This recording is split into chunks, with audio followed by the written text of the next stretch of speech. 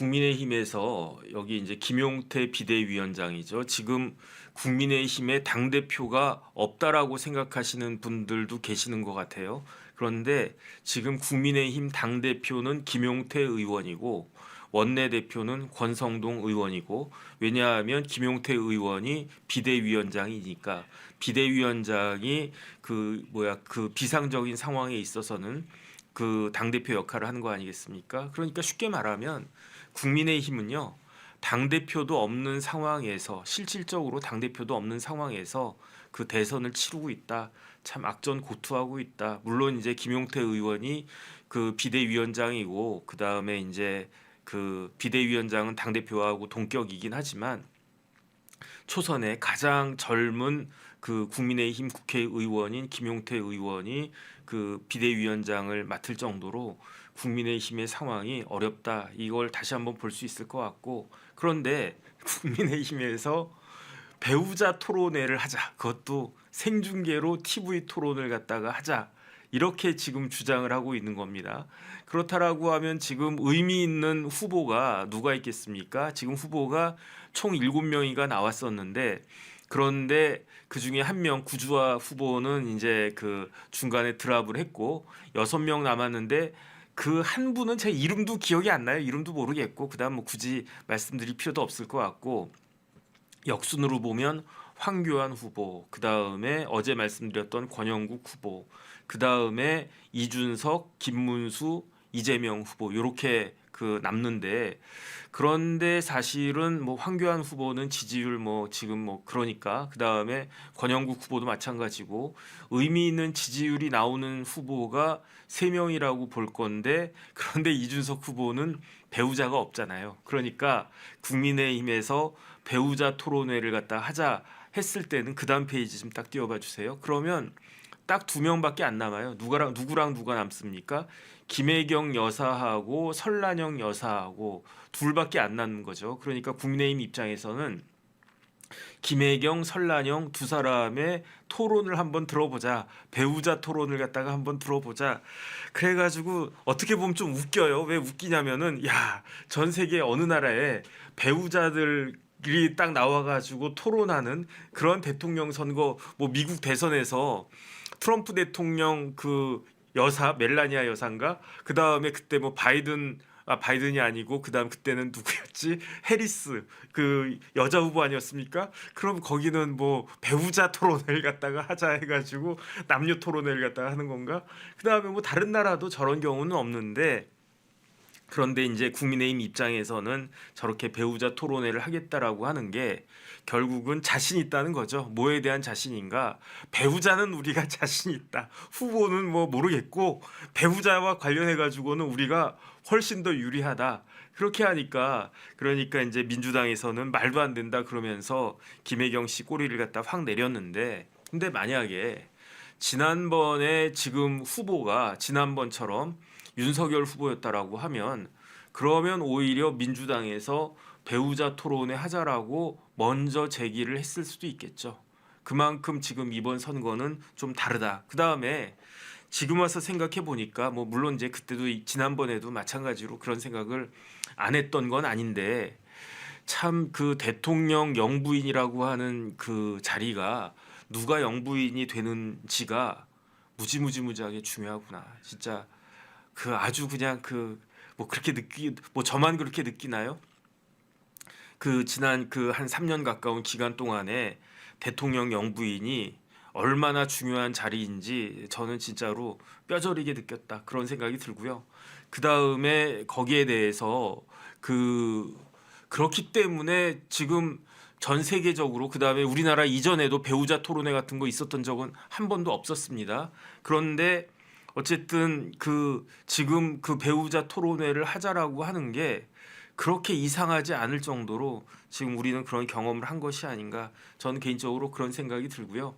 그 다음에 저는 진짜로 했으면 좋겠다. 그 다음에 앞으로 배우자 토론회가 계속되는 대선에 있어서 하나의 그냥 그 툴로 자리 잡아가지고 뭐 대통령 그 유력 그 후보자들 그 사모님들도 부인들도 여사님들도 한번 나와가지고 이런 사람이 대통령을 가장 지근 자리에서 대통령과 가장 가까운 자리에서 같이 이제 생활할 사람이다. 이런 사람을 그 종합적으로 뭐 후보만 놓고 볼 게 아니고 세트로 봐야 되는 거 아니냐.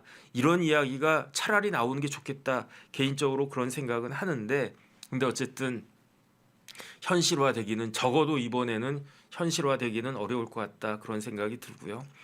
그래가지고 제가 오늘은 무슨 말씀을 드리려고 하느냐 지난번에 설란영 여사 관련해가지고 제가 그냥 간단하게 여기저기서 이렇게 얼기설기 이렇게 그 주워 모아가지고 말씀을 드렸었는데 그때 반응이 괜찮았던 것 같아요. 그래서 그때 조회수가 한 20몇만 넘게 나오지 않았나? 어쨌든 조회수도 최근에 비해서는 굉장히 많은 분들이 이렇게 봐주셨고 그 다음에 이제 뭐 이렇게 좋은 거 들었다 뭐 이렇게 댓글도 좋은 댓글도 달리고 그래가지고 근데 제가 어떤 생각이 딱 들었냐면요.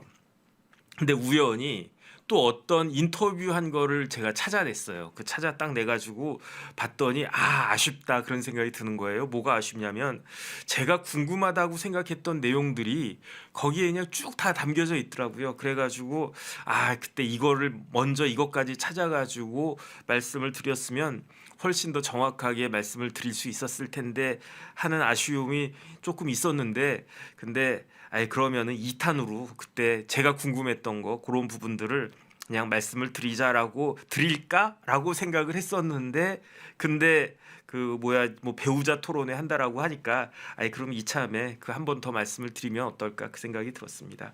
그래서 오늘은 설란영 여사 관련해 가지고 간단히 말씀드리고 그 다음에 아까 지금 돌직구 쇼 할 때 속보가 떴었어요. 어떤 속보가 떴었냐면 김문수 후보 측의 김재원 비서실장이 이준석 후보에게 모든 걸 다 양보할 테니까 후보만 빼고 모든 걸 다 양보할 테니까 단일화 합시다 이렇게 제안을 했다라고 하는데 그건 어떻게 될까 그런 부분들 오늘 관련해서 말씀을 드리도록 하겠습니다.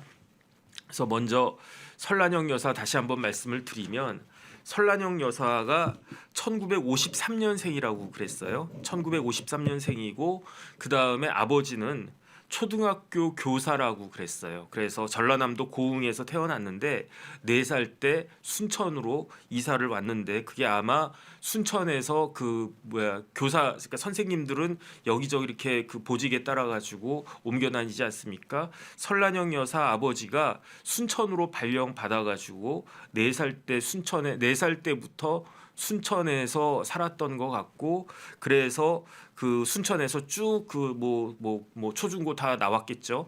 그다음에 고등학교를 순천의 명문 순천여고를 졸업을 했는데 언제 졸업을 했을까? 제가 봤을 때는 53년생이니까 아마 72년도에 졸업했을 것 같아요.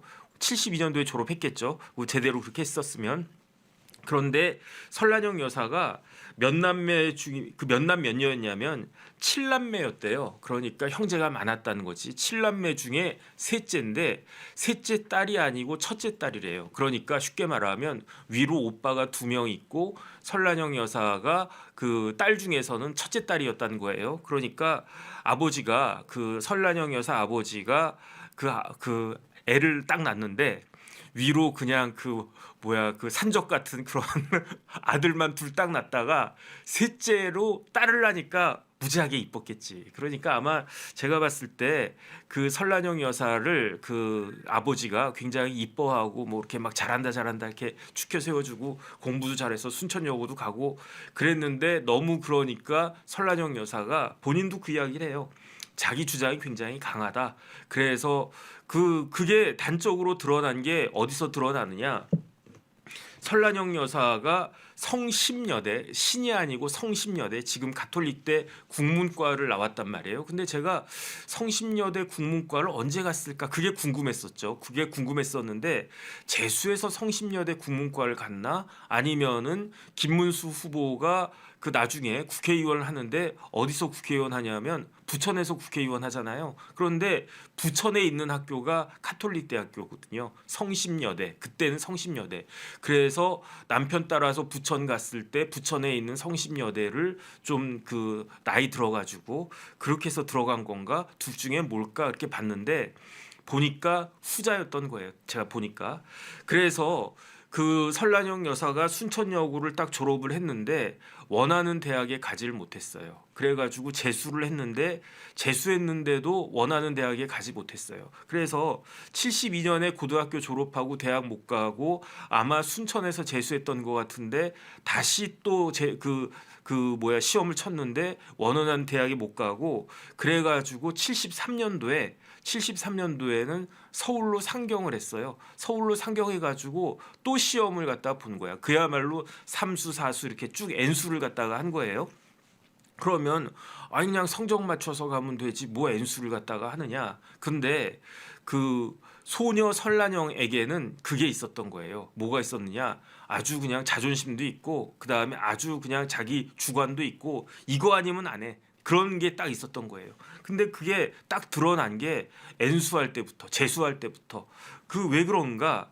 설란영 여사가 지망했던 학교가 어느 학교냐? 고려대학교였대요. 설란영 여사는 고대를 가고 싶었다. 그러면 고대에서도 어디를 가고 싶었느냐?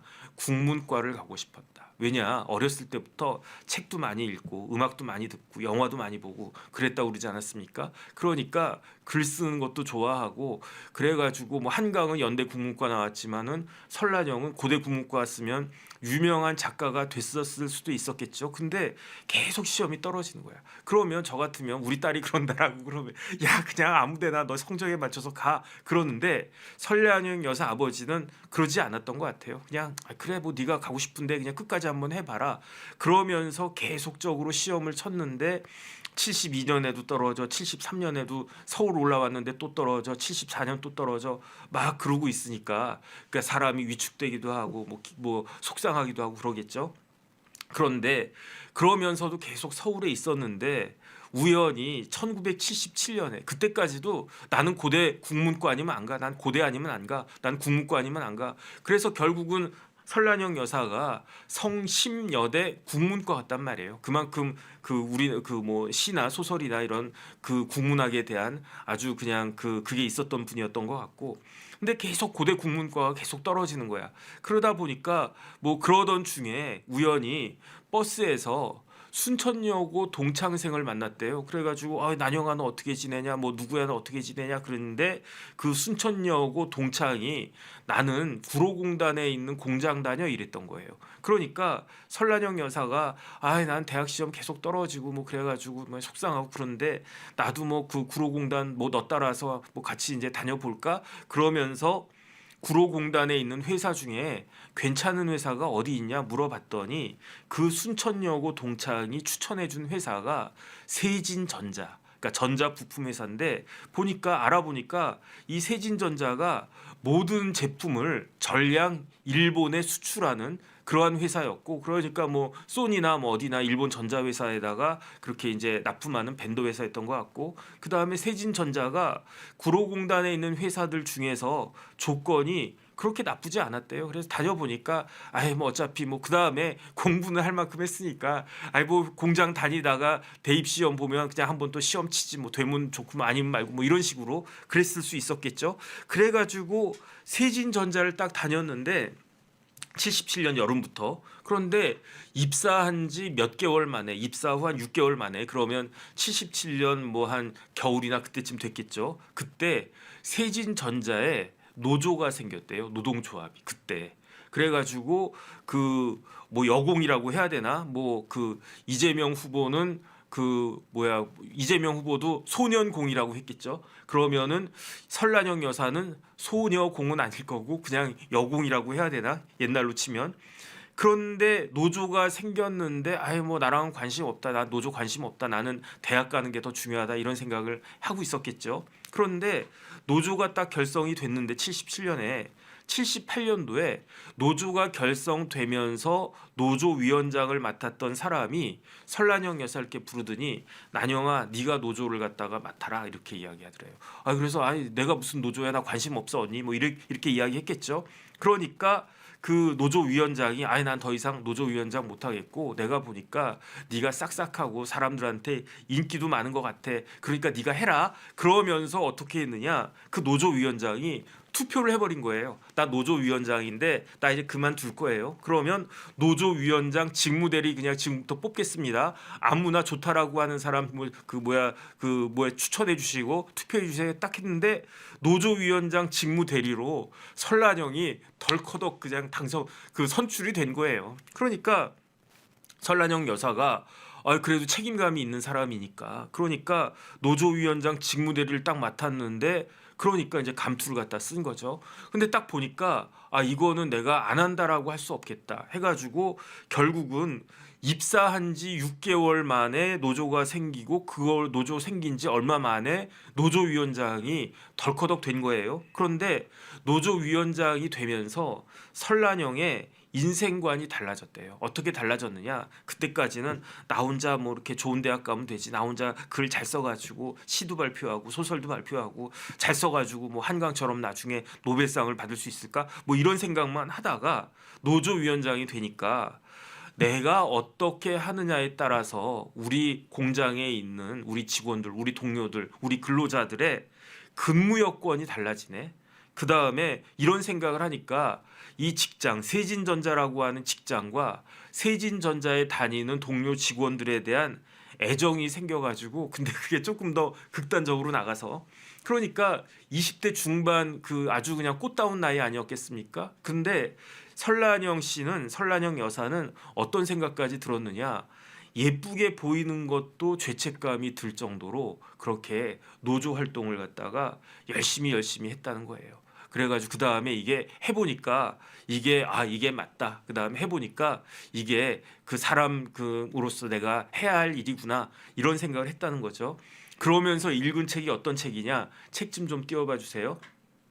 그러면서 이제 읽은 책이 볼셰비키 혁명사 이런 게 있고 그 다음에 보면은 그 니콜라이 오스트로포비치라고 적의 강철은 어떻게 단련됐는가 저런 책들 저희 80년대 대학 다니면서 많이 읽었습니다.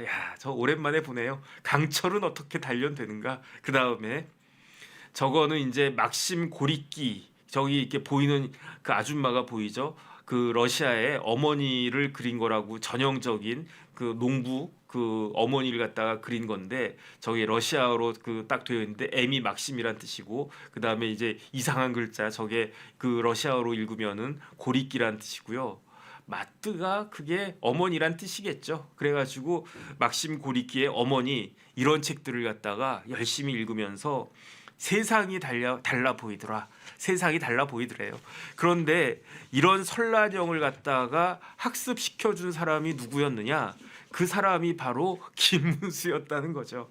그래가지고 김문수가 그 78년에 그때는 한일도르코 노조위원장이었는데 설란영이 처음에는 뭐 나 이런 거 안 해 그러다가 직무대리 잠깐 하다가 노조위원장 딱 된 다음에 그 노동운동에 깊숙이 빠져가지고 그래가지고 지역의 여성 부장도 하고 그러면서 그 서울대 경영학과 재적생 그 김문수를 딱 만났는데 김문수가 굉장히 많이 가르쳐줬대요. 그러니까 주변에 있는 사람들한테 뭘 가르쳐줬느냐 노동법하고 이론을 가르쳐줬다라고 했는데 제가 봤을 때 그 이론은 무슨 이론이었을까? 사회주의 공산주의 이론 아니었을까? 뭐 그 어쨌든 저는 그런 생각이 드는데 그러면서 저 사람 굉장히 잘 가르쳐준다 똑똑하다 일단은 그런 생각이 들었는데 그런데 설란영하고 김문수는 나이가 누가 많습니까? 김문수가 많죠. 몇 살 차이입니까? 2살 차이예요. 설란영 53년생, 김문수 51년생.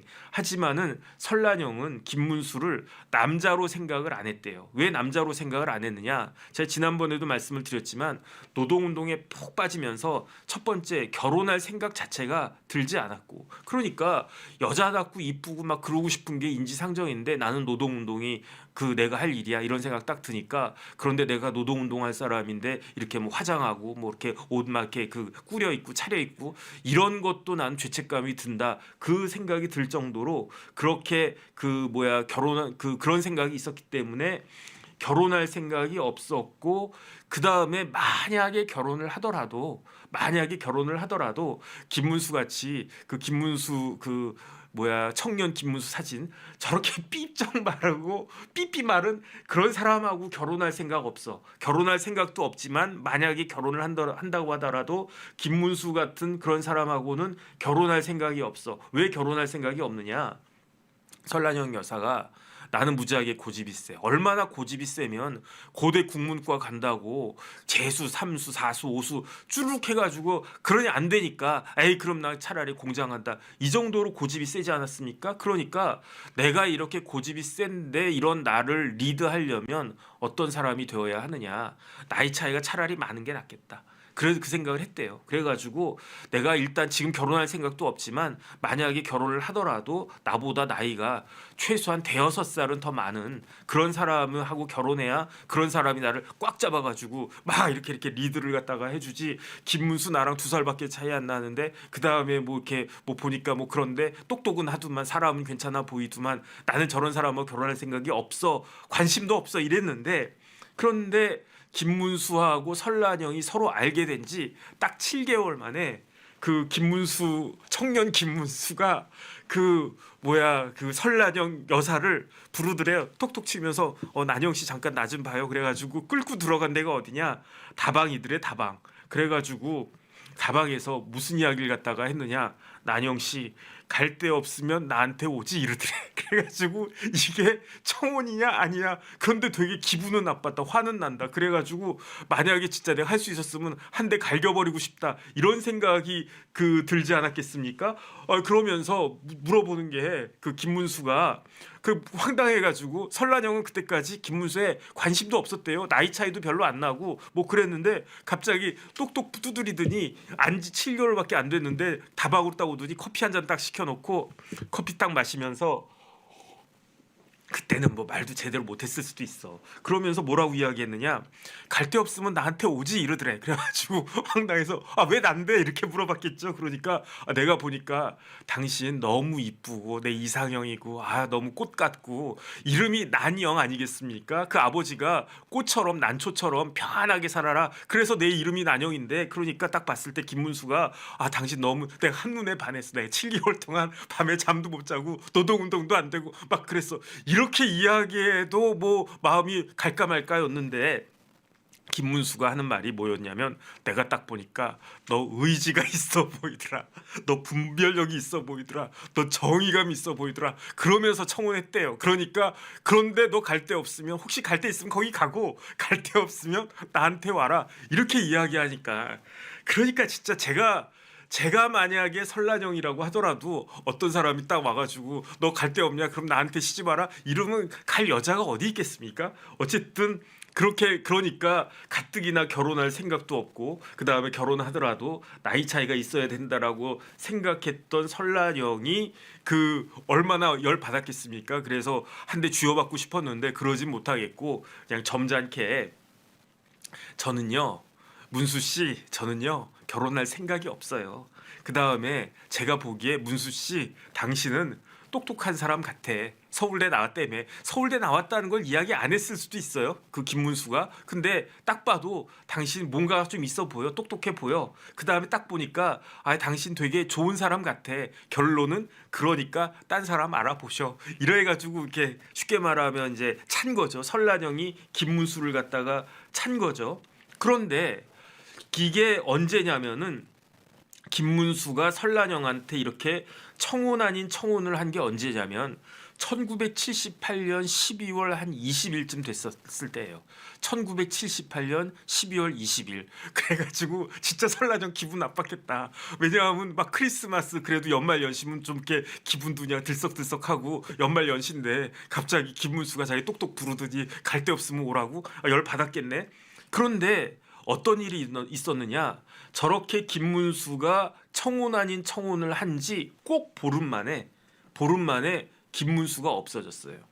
1979년 해가 넘어가서 1월 그때는 뭐 신정이었으니까 1월 달에 1월 1, 2, 3일 놀았을 겁니다. 그런데 1월 4일부터 행방불명이 된 거예요.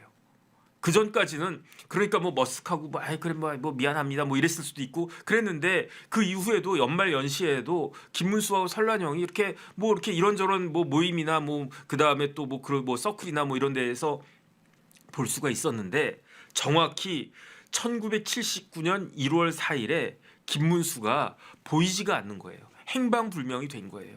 행방불명이 됐는데 나타난 게 40일 만에 나타났대. 그러니까 몇 월 달에 나타났다는 겁니까? 그 1월 4일에 행방불명 됐다가 그 2월 달에 2월 한 그 14일 2월 한 중순경에 그냥 나타났는데 초췌해가지고 나타났대요. 초췌해가지고 알고 봤더니 그때 그 김문수가 그 뭐 남영동 분실 이런데 그런데 이제 잡혀가가지고 뭐 그랬던 거 아니었겠습니까? 그랬는데 그러니까 그때 뭐 그 고초를 당했겠죠. 고문도 당하고. 근데 처음에는 설란영이 김문수가 안 보이니까 뭐 그런가 보다 그러다가 자꾸 안 보이니까 걱정이 됐는데 다행히 40일 만에 김문수가 딱 나타났는데 분위기가 이상하더래. 분위기가 뭐 어떻게 이상했습니까? 일단은 사람이 가뜩이나 마른 사람이 더 수척해졌다는 이야기이고 그 다음에 김문수가 이렇게 쭈뼛쭈뼛하더래요 설란영한테. 그러면서 이전에는 설란영한테 뭐 시시껄렁한 뭐 농담도 막 하고 그 다음에 그 김문수 특기가 그 주머니에다가 저런 그 뭐 잠바떼기 주머니에다가 껌 잔뜩 집어넣고 지나가는 뭐 여공들한테 하나씩 나눠주면서 뭐 이것저것 이렇게 뭐 한심 살려고 하고 그러면은 설란영한테 관심이 있었으니까 김문수가 설란영한테는 껌을 다른 사람보다는 한 개라도 더 주지 않았겠습니까? 그러면서 뭐 쓸데없는 농담도 하고 그랬었는데 40일 만에 나타난 김문수가 지금 설란영이 있는데도 말도 안 섞고 분위기도 이상하고 어색하고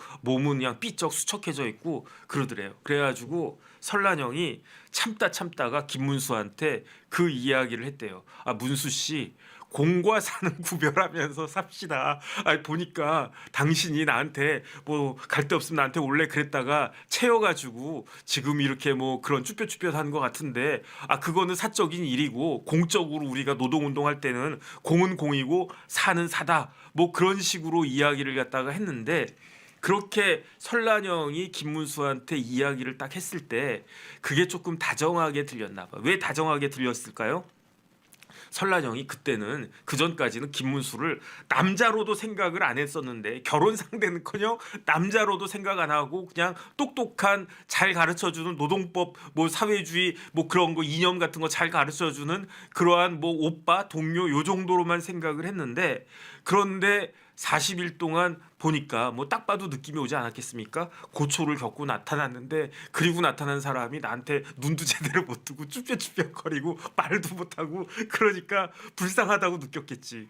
모성 본능이 딱 발휘가 됐더래요 그때. 왜냐하면은 야 저 남자 고생했구나. 모성 본능. 그러면서 김문수한테 가가지고 문수 씨 공과 사는 구별합시다. 나한테 말 걸어도 돼. 그렇게 이야기를 딱 했더니 그때부터 김문수가 오히려 더 적극적으로 이전보다 더 적극적으로 대쉬를 해가지고 그래가지고 그 두 사람 사이가 친해진 거죠. 친해졌는데 1980년 이때가 1979년이었어요. 이때까지만 해도 대통령은 박정희 대통령이었는데 그런데 그 설란영과 김문수의 사이가 이렇게 막 무르익고 가고 있었는데 그때 어떤 일이 있었느냐? 10월 26일에 박정희 전 대통령이 시해되는 일이 있었고 그 다음에 12월 12에 이른바 그 쿠데타가 신군부 쿠데타가 있었고 그러면서 1980년 5월에 그때 이제 뭐 광주 민주화 항쟁이 있었고 뭐 그런 일들 그냥 역사의 급변기 아니었겠습니까? 지금과는 비교할 수 없는 지금도 뭐 탄핵되고 뭐 대선까지 이렇게 쫙 급변기지만 그야말로 79년, 80년, 81년 이때에는 급변기 중에 급변기였잖아요. 그럴 때 1980년에 김문수가 수배를 당해요. 어떤 수배라고 그랬으니까 이때 잡히면 어디 갑니까? 삼천교육대 갔잖아요. 김문수가 서울대 경영학과 제적당해가지고 대학을 다니지도 못했는데 삼천교육대에 끌려가게 딱 생긴 거야. 그러니까 김문수가 그 설란영을 갖다 딱 찾아왔는데 설란영이 어떻다고 그랬습니까? 7남매 중에 셋째인데 첫째 딸이라고 그랬잖아요. 그러면 동생들이 있지 않겠습니까? 여동생인 것 같아요. 제가 봤을 때 여동생이 마포에서 제과점을 하고 있었대요. 1980년에. 근데 여동생이 마포에서 제과점을 하는데 뭐 파리바게트니 뭐 그다음 성심당이니 이렇게 큰 데 아니고 그냥 조그만한 그런 빵집이었겠지. 그다음에 그 빵집에 작은 방이 하나 딱 딸려 있는데 김문수가 딱 찾아오더니 난영 씨, 나 지금 수배당했는데 끌려가면 삼천교육대 같은 데 갈 것 같아. 그럼 나 진짜로 재미없을 것 같아. 그다음 진짜로 뭐 잘못하다 죽을 수도 있을 것 같아. 나 좀 숨겨줘. 그럼 어디다가 그랬더니 거기 동생이 마포에 제과점 하고 있잖아. 거기에 방 하나 딸려 있잖아. 거기에 나 있게 해줘. 그러면서 왜냐하면 내가 친구 집 전전을 하고 있는데 거기는 다 오픈이 돼가지고 거기가 있으면 잡힐 것 같아. 근데 여기는 그 설마 경찰도 그 설란영 동생이 그 제과점 딸린 방 여기에 김문수가 숨어 있을 거라고는 생각 못할 것 같으니까 나를 여기에다가 숨겨줘 해가지고 그래가지고 김문수가 수배 당한 와중에 저기에 있어가지고 그래가지고 삼천교육대 끌려가지 않았다는 거죠. 저도 궁금했어요. 그러다가 저게 1980년인데 1981년에 설란영이 그 김문수하고 결혼하지 않습니까? 그런데 80년에 그렇게 둘이서 이렇게 뭐 그랬다라고 하면 그때 뭐 역사가 벌어진 건가? 그런 생각이 들었는데 그때 인터뷰했던 기자가 뭐 저만 궁금하겠습니까? 인터뷰한 기자도 궁금했겠지. 그래가지고 넌지시 그때 뭐 역사가 일어났나요? 그때 뭐 사고가 있지 않았나요? 그렇게 물어봤는데 설란영 여사가 아니다라고 딱 끄는 거예요. 아니다. 그때 김문수하고 같이 이렇게 뭐 동생 방에서 이렇게 같이 기거하고 그랬지만 그런 일은 전혀 없었다. 왜 그런 일이 없었느냐? 그때 설란영하고 김문수하고 둘만 있었으면 또 뭐 젊은 청년 이렇게 해가지고 젊은 청춘 해가지고 불꽃이 파박 튀었을 수도 있는데 그 방이 누구 방이라고 그랬습니까? 설란영 여사 방이 아니었잖아요. 설란영 여사가 아니고 동생이 하고 있는 제과점에 딸린 방이었기 때문에 그때 동생이 있어가지고 그런 일은 절대로 없었고 그러다가 이제 결국은 동지적 결합을 한 거예요. 동지적 결합해가지고 지금 보다시피 저 결혼식을 1981년 9월 달에 딱 결혼을 했어요. 1981년 9월에 결혼을 했는데 저 결혼식장이 봉천 중앙교회고 봉천 중앙교회 본당도 아니고 교육관에서 한달수 금속노조 위원장의 주례로 동시에 손잡고 그 김문수는 꽃을 꼽고 설란영은 저렇게 뭐 연사포에다가 그 다음에 이제 화관을 갖다가 쓰고 그 다음에 화환을 딱 들고 그리고 동시 입장 해가지고 결혼식을 딱 한 건데 그런데 결혼식 하는 그 남자들이야 뭐 다 양복 입고 뭐 저도 뭐 양복 입고 결혼했었는데 그런데 여자가 드레스도 안 입고 원피스를 입었는데 이왕이면은 원피스를 하얀색으로 입어야 되는데 연보라색을 갖다가 입었는데 왜 저렇게 연보라색을 입었느냐? 첫 번째 김문수 후보는요. 그 설란영 여사한테 결혼할 때 당신 그 난영 씨 웨딩 드레스는 비싸니까 이거 입고 들어가세요 했던 추천했던 게 뭐냐면은 한복 입고 들어가라고 그랬대. 한복 입고 나는 양복 입을 테니까 난영 씨는 한복 입고 우리 결혼식장 들어갑시다 그랬는데 설란영이 아무리 생각을 해봐도 결혼식인데 남자가 만약에 김문수가 나도 한복 입겠다 그러면 한복으로 요즘 뭐 한국식으로 결혼한 뭐 한국의 집이나 이런 데 가보면은 한국 전통 혼례 뭐 그런 거 하지 않습니까? 그런데 김문수는 나는 양복 입을 테니까 난영 씨는 한복 입으라고 그랬대. 그때 암만 생각해도 그거는 아닌 것 같더래. 그래가지고 저기 뭐 영등포인가 어딘가 이렇게 양장점 가가지고 저 연 보라색 원피스를 맞추었는데 그때 이왕이면 맞추려면은 그냥 하얀색으로 맞추면은 드레스 같고 뭐 그럴 것 같은데 그런 정도까지 생각은 안 했던 것 같고요. 그 다음에 더 중요한 건 뭐냐면은 그 주위에 있는 사람들한테 동료 이제 여공들이나 이렇게 같이 근로자들 있지 않습니까? 그런 뭐 선배 후배도 있고 뭐 후배들도 뭐 많이 있고 그랬을 텐데 평상복을 입고도 결혼할 수 있다. 이런 이야기를 갖다가 보여주고 싶어가지고 그래서 의도적으로 한복은 좀 심했고 그 다음에 원피스를 갖다 맞췄는데 그냥 연 보라색 저런 식으로 뭐 저 정도 입고 내가 결혼식장 들어가면 그러면 된다 이렇게 생각을 했다는 거예요. 그다음 지난번에도 말씀드렸지만 김문수 후보의 작은 아버지가 막 길길이 뛰면서 막 반대했다는 거 아니겠습니까? 야 이놈아 문수야 너 서울대 상대 들어갔더니 어디서 전라도 여자를 데리고 오냐 그러면서 경상도에는 여자가 없냐 그래가지고 그 이야기 듣고 설란영 여사도 기분이 좋지는 않았다고 뭐 그렇게 그 말씀을 갖다가 하세요. 그런데 이런 작은 아버지의 일갈에 김문수 후보가 한마디로 딱 정리했대요.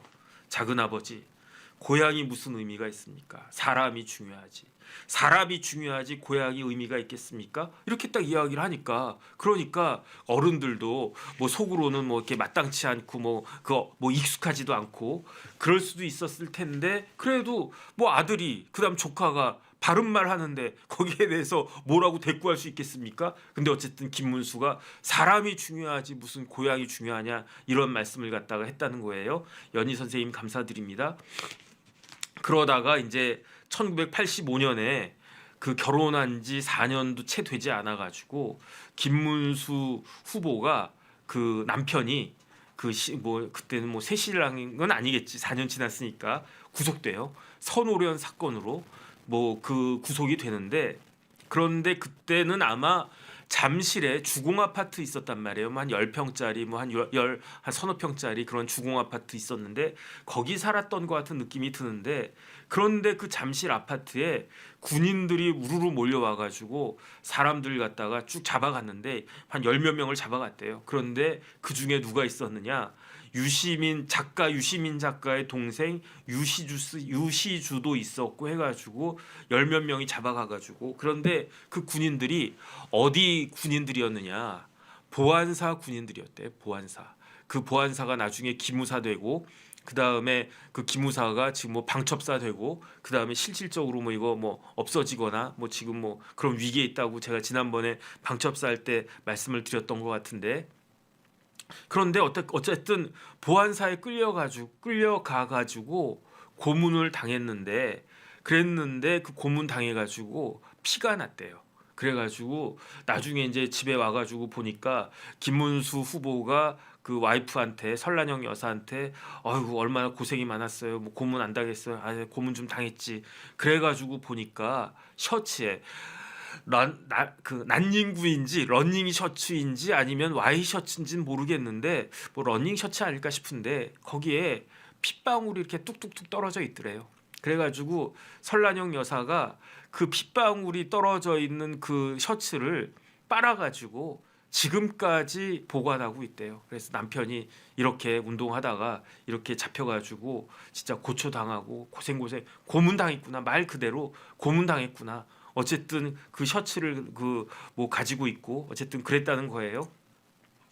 그래가지고 그 사이에 그 딸내미가 태어났다고 그러지 않았습니까? 딸내미가 몇 년생이냐면은 1982년생인가 뭐 그랬던 것 같은데 그랬는데 그 딸내미가 이제 결혼을 언제 했느냐? 딸내미가 그 몇 년도에 결혼했더라? 어쨌든 그 결혼을 갖다가 했는데 30살쯤에 결혼했었을 거예요. 그런데 그 딸이 그 김동주라고 하는 김문수 후보의 딸이 그 이제 맨 왼쪽이 이제 딸이고 오른쪽은 사위고 밑에는 손자 손녀 귀엽네. 어쨌든 그랬는데 저 딸내미가 그 카톨릭 대학교 사회복지학과 엄마 대학 후배가 된 거예요. 카톨릭 대학 뭐 고대 국문과 갔으면 더 좋아했을래나 어쨌든 카톨릭 대학교 그 사회복지학과 나와서 30살을 먹도록 뭘 하고 있었느냐? 제대로 변변한 직장 구하지 못하고 30살 먹었는데도 결혼도 안 하고 그냥 아르바이트만 하고 있었대. 아르바이트만 하고 있어가지고 그때 인터뷰한 기자가 인터뷰했을 때가 그 김문수 후보가 도지사였을 때거든요. 그래서 뭐 이런저런 이야기 그 옛날 이야기 쭉 하다가 아 따님 한 분 있으시죠? 네 있습니다. 몇 살이에요? 30살이에요. 지금 뭐 하고 있어요? 시집 갔어요? 아 근데 걔가 시집도 안 가고 지금 변변한 직장도 안 구하고 알바하고 있어요. 그러더라고요. 그러니까 기자가 깜짝 놀란 거야. 아니 도지사인데 그것도 다른 도지사가 아니고 우리나라에서 인구가 제일 많은 제일 그 큰 광역도지사. 그 다음에 보니까 김문수 지사가 뭐 김연아도 막 서포트 해줘가지고 김연아가 뭐 이렇게 잘 되는데 상당한 역할을 했다. 뭐 이런 기사도 뭐 뜨더라고요. 그런데 아니 아빠가 경기도 지사인데 아빠가 다른 데도 아니고 경기도 지사입니다. 그런데 딸내미가 직장이 없어? 알바 중이야? 이게 말이 되나? 그래가지고 기자가 자연스럽게 아니 딸내미 그 뭐 일자리 하나 경기도 지사인데 아빠가 그거 하나 못 만들어 주세요. 딱 그랬더니 설란영 여사가 정색을 하면서 아니 다른 애들 떠나가지고 우리 조카들이 있는데 우리 조카들도 놀고 있대. 그러니까 딸만 놀고 있는 게 아니라 우리 조카들도 놀고 있어요. 근데 아무리 우리 남편이 경기도 지사라고 하더라도 우리 딸 걔만 취직시켜 주는 게 이게 말이 되겠습니까? 그건 지가 알아서 가는 거지. 뭐 그 아빠가 아빠 찬스를 갖다가 이렇게 쓰면 되겠습니까? 오히려 인터뷰한 기자한테 정색을 하면서 우리 조카들도 놀고 있고 우리나라 청년들도 노는 진짜 제대로 된 변변한 직장 구하지 못해가지고 고생하는 그러한 그 청년들도 많은데 아무리 아빠가 경기도 지사라고 해도 그렇다고 해도 아빠 찬스 써가지고 아빠 백으로 그렇게 직장 들어가고 그러면 되겠습니까? 그러면 안 되는 거 아니겠습니까? 설 여사가 그렇게 이야기한 거예요. 그러니까 저 부부는 저런 사람들이다. 그러니까 누가 생각나냐면 그 옛날에 고승덕 변호사님 생각납니다. 고승덕 변호사가 뭐라고 그랬습니까? 아빠가 미안하다 그랬잖아요. 저도 우리 애들한테 아빠가 미안하다 그랬어요. 왜 아빠가 미안하다고 그랬습니까? 우리 큰애 삼수했잖아. 우리 작은애 재수했잖아. 우리는 애가 둘밖에 없는데 설란영 여사처럼 뭐 칠남매도 아닌데 우리는 수능을 5번 봤잖아. 그런데 뭐 어떤 유명한 교수님은 그 딸내미가 뭐 그냥 뭐 이렇게 시험 뭐 어쩌 하더니 뭐 이렇게 고대도 들어가고 뭐 어쩌 하더니 뭐 의전원도 들어가고 뭐 어쩌 하더니 그때는 뭐 고생해가지고 뭐 의사도 됐다가 뭐 결국은 이제 박탈이 됐지만 아니 그런 식으로 아빠가 이렇게 그 잘하면은 대학도 잘 들어가고 뭐 그다음에 뭐 취직도 잘 되고 그러는데 저도 미안해요. 저도 우리 애들한테 아이씨 아빠가 능력이 안 돼가지고 그 삼수씩이나 하고 그래가지고 우리 집사람도 그냥 뭐 막 이렇게 그 제가 자격지심인가 막 도끼는 들어가고 그랬었는데 어쨌든 그 김문수 그 저는 능력이 안 돼가지고 우리 애들 재수 삼수 시켰는데 김문수 후보는 능력 됐잖아요. 경기도 지사잖아요. 야, 제가 경기도 지사였어. 막 그냥 무조건 다 취직시킬 거야. 그냥 까짓 거 그냥 다 와. 우리 조카들 뭐 할 거 없이 다 취직시켜 줄 거야. 저 같은 마음 같으면 그럴 텐데 김문수 후보는 경기도 지사 하면서 딸이 딱 하나밖에 없는데 그다음에 그 딸이 뭐 24살, 5살 해가지고 대학교 뭐 갓 졸업하고 그러면 뭐 그러려니 하지. 근데 27, 28, 29, 30까지 되도록 직장도 못 구하고 그러고 알바하고 있으면 그러면 어떻게 되겠습니까? 아이씨 그러면 그냥 뭐 여기저기 이렇게 뭐 하다못해 유동규도 경기 관광공사 사장 했는데 그래서 성남 도계공 뭐 그 본부장도 막 하고 막 그랬는데 그런데 자리 만들어낸 게 뭐 어렵겠습니까? 근데 안 된다는 거예요. 일단은 설란영 여사 자체가 다른 애들도 그러는데 어떻게 우리 딸 걔만 그렇게 취직을 갖다 시켜주냐 안 된다. 그 다음에 설란영 여사가 만약에 딸내미가 이렇게 그 알바하고 막 그런 꼴을 갖다가 못 봐가지고 네가 이러니까 시집도 제대로 못 가지 그러면서 김문수 후보한테 아유 여보 우리 딸내미 당신 경기도 지사인데 경기도든 어디든 좀 좋은 데다가 취직시켜줘 막 이렇게 막 바가지를 막 긁었어도 제가 봤을 때는요 김문수 후보는 당신 왜 그래 그러면서 한마디로 딱 잘랐을 거예요. 이제 벌써 시간 또 이만큼 갔는데 그래가지고 설란영 여사가 뼈를 때렸어요. 김문수의 단점은 무엇이냐? 김문수가 단점이 있대요. 설란영 여사가 딱 밝힌 게 있어. 김문수의 단점이 있는데 그건 조금 있다가 말씀을 드리고 김문수의 장점은 뭡니까? 단점도 물어보고 기자가 단점도 물어보고 장점도 물어봤어요. 김문수의 장점은 청렴하다. 그다음에 깨끗하다. 그래가지고 어제 제가 그 말씀드리지 않았습니까? 김문수 후보가 재산이 꼴랑 야 그래도 보수 집권 여당 보수 정당의 집권 여당의 후보인데 대통령 후보인데 야 어떻게 재산이 꼴등이냐? 그것도 참 희한하다는 생각이 들어요. 재산이 10억이야 10억. 그런데 그 10억 중에 자기 거는 8천만 원밖에 없고 9억 몇 천만 원은 다 옆에 계신 설란영 여사님 앞으로 쫙 몰아줬어. 어쨌든 그것만 봐도 청렴하다. 그다음 깨끗하다. 그다음에 설란영 여사가 꼽은 김문수의 장점은 한결같대요. 사람이 처음과 같다. 처음과 지금이 동일하다. 그 다음에 김문수는 애정이 있는데 뭐에 대한 애정이 있느냐? 사람에 대한 애정이 있대요. 그렇다라고 하면 김문수의 단점은 무엇이냐? 김문수의 단점은 이거는 뼈를 때리는 거예요, 진짜. 단점은 뭐냐? 김문수의 단점은 돈이 없다. 이게 단점이래. 그러니까 진짜로 김문수 후보는 국회의원 3번 했죠. 그 다음에 경기도지사 2번 했죠. 그 다음에 노동부 장관까지 했는데 재산이 8천만 원밖에 없어. 아 비슷한 사람이 생각나네. 송영길 전 그 대표, 송영길 대표도 뭐 국회의원도 여러 번 하고 그 다음에 인천시장도 하고 막 그 장관은 안 하지 않았나? 그런데도 송영길 그 대표가 아 나 그 돈 없어가지고 누구는 좋은 데 사는데 나는 이런 데서 이제 전세 뭐 이렇게 산다. 뭐 그렇게 이야기를 갖다가 하는데 어쨌든. 설란영 여사가 꼽은 김문수의 단점은 돈이 없고 그 다음에 2번째는 이미지 관리를 잘 못한다라고 생각하시는 것 같아요. 그래서 김문수 하면 딱딱한 이미지인데 이건 단점이다. 그런데 알고 보면은 김문수는 자상한 사람이다. 무엇보다도 사람에 대한 애정이 많은데 그게 잘 드러나지 못하는 것 같다. 그래서 속상하다. 이런 식으로 그 김문수의 단점을 들었던 것 같고 그 다음에 진짜로 뼈 때리는 거 설란영 여사한테 이 인터뷰 기사가 경기도 지사할 때니까 10년도 더 전 인터뷰 기사예요. 그러니까 10몇 년 전에 지금은 어떨지 모르겠어. 근데 10몇 년 전에 김문수 후보가 제일 잘 나갈 때 경기도 지사로서 그다음에 경기도 지사하면 대권 후보로 다 거명되지 않습니까? 정치가 아주 그냥 창창할 그럴 때였음에도 불구하고 설란영 여사한테 기자가 물어봤어요. 뭘 물어봤느냐? 설 여사님 그러면 만약에 다시 태어나도 김문수 후보하고 결혼하겠습니까? 이렇게 물어봤더니 그때 설란영 여사가 아이 뭐 그래야죠. 뭐 이 사람 그 청렴하고 깨끗하고 한결같고 사람에 대한 애정도 많고 그런데 뭐 그러면 뭐 이 정도 된 남자 뭐 어디 또 있겠습니까? 라고 대답을 할 줄 알았는데 설란영 여사가 뭐라고 이야기했느냐? 모르겠는데요. 이렇게 이야기한 거예요. 그러니까 김문수하고 다음 생에도 만나면 결혼하겠냐 그랬더니 모르겠는데요. 그러면서 생각 좀 해봐야 되겠는데요.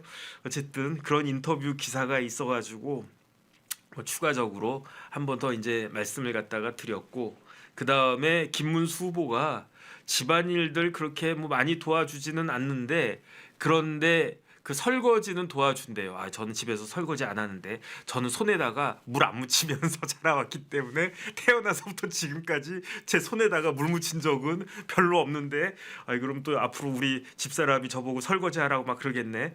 설거지하는 즐거움, 설거지 삼락이 있는데 김문수가 말하는 첫 번째는 아내를 도와준다. 2번째 즐거움은 더러운 것을 씻어낸다. 그 다음에 설거지를 저 집은 설거지를 찬물로 하나 봐요. 찬물로 하면 시원하다. 이렇게 설거지의 즐거움 뭐 이런 이야기가 지난번에 제가 그 추가로 찾았던 인터뷰 기사에 나와 있었습니다. 근데 결론적으로는 뭐냐면 저도 이제 김문수 후보가 이렇게 대통령 후보로 나서기 전까지는 뭐 설란영 여사에 대해서 그렇게 뭐 관심이 있었겠습니까? 그래가지고 뭐 그냥 뭐 그런가 보다 그냥 뭐 노동운동하는 사람들끼리 만나가지고 결혼해서 지금까지 그렇게 지지구복구 사나보다 이렇게 생각을 했었는데 그 인터뷰한 기사들 그 다음에 최근에 뭐 이런저런 행동들 이런 걸 쭉 보니까 만약에 김문수 후보가 대통령에 당선된다라고 하면 그러면은 설란영 여사의 공이 상당히 있지 않겠는가. 많은 사람 저부터도 설란영 여사를 다시 한번 재발견하는 그러한 계기가 된 것이 아닌가 저는 개인적으로 그런 생각을 갖다가 하고요. 그 다음에 진짜로 우리나라에서 뭐 다른 나라도 마찬가지이겠지만 영부인이라고 하는 자리가 생각보다도 무지무지무지하게 중요하구나. 나라가 휘청휘청할 수도 있구나라는 생각을 저는 그런 생각을 갖다 하고요. 그 다음에 그렇기 때문에 대통령을 선택할 때 대통령만 보고 선택하면 안 되겠다. 저는 그런 생각 확실하게 하고 있습니다. 대통령을 선택할 때는요. 대통령의 배우자가 누구인지 최소한 그거는 제대로 보고 평가를 해야 된다.